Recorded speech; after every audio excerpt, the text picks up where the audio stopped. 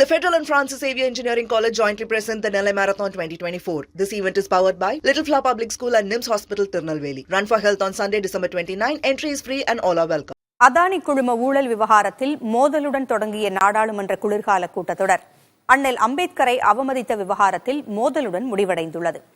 நாடாளுமன்றத்தில் இனிவரும் நாட்களில் எந்த ஒரு வாயிலிலும் அவைக்கு உள்ளே அல்லது வெளியே நின்று போராட்டம் நடத்தக்கூடாது என்று மக்களவை சபாநாயகர் தெரிவித்தார்.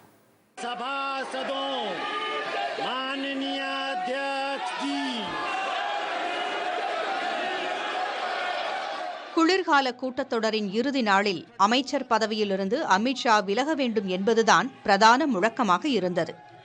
பாஜக எம்பிக்கள் இருவரை காயப்படுத்திய ராகுல் காந்தி மீது நடவடிக்கை எடுக்க வேண்டும் என்பது பாஜகவின் முழக்கமாக எதிரொலித்தது. இதனால் இரு அவைகளிலும் கடும் அமளி நிலவியது.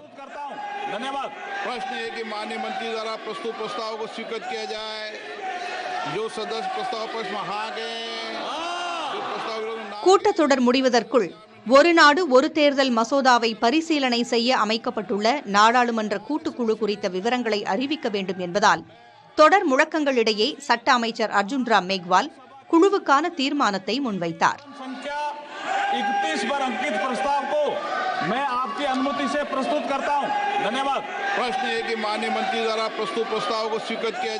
காங்கிரஸ் கட்சியின் பிரியங்கா காந்தி, திமுகவின் செல்வ கணபதி, பாரதிய ஜனதா கட்சியின் பி சௌத்ரி, அனுராக் தாக்கூர் மற்றும் பன்சுரி சுவராஜ் உள்ளிட்ட 27 மக்களவை உறுப்பினர்கள் இந்த குழுவில் இடம்பெற்றுள்ளனர்.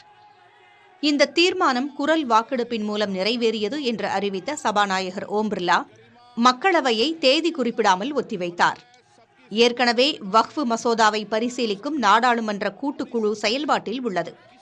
இந்நிலையில் ஒரு நாடு ஒரு தேர்தல் திட்டத்திற்காக அரசமைப்பு சாசனத்தில் செய்யப்படும் 129வது திருத்தம் தொடர்பாக மசோதாவை பரிசீலிப்பதற்கான நாடாளுமன்ற கூட்டுக்குழு விரைவில் பணிகளை தொடங்கும் என்று எதிர்பார்க்கப்படுகிறது.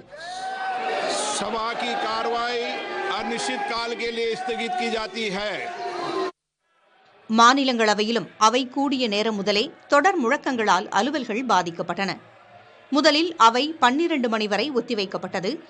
பின்னர் ஒரு நாடு ஒரு தேர்தல் மசோதாக்களை பரிசீலனை செய்ய அமைக்கப்பட்டுள்ள நாடாளுமன்ற கூட்டுக்குழுவில் இடம்பெறும் மாநிலங்களவை உறுப்பினர்களின் பெயர்கள் அறிவிக்கப்பட்டு அதற்கான தீர்மானம் நிறைவேற்றப்பட்டது. ஆர்ப்பாட்டங்களால் அவையின் அலுவல்கள் பாதிக்கப்படுவதை குறிப்பிட்டு வருத்தம் தெரிவித்த மாநிலங்களவை தலைவர் ஜெகதீப் தன்கர் மாநிலங்களவையை தேதி குறிப்பிடாமல் ஒத்திவைத்தார். மொத்தத்தில் சர்ச்சைகள், மோதல்கள், வாக்குவாதங்களோடு முடிந்திருக்கிறது நாடாளுமன்ற குளிர்கால கூட்டத்தொடர். புதிய தலைமுறைக்காக புதுதில்லியிலிருந்து கணபதி சுப்பிரமணியம்.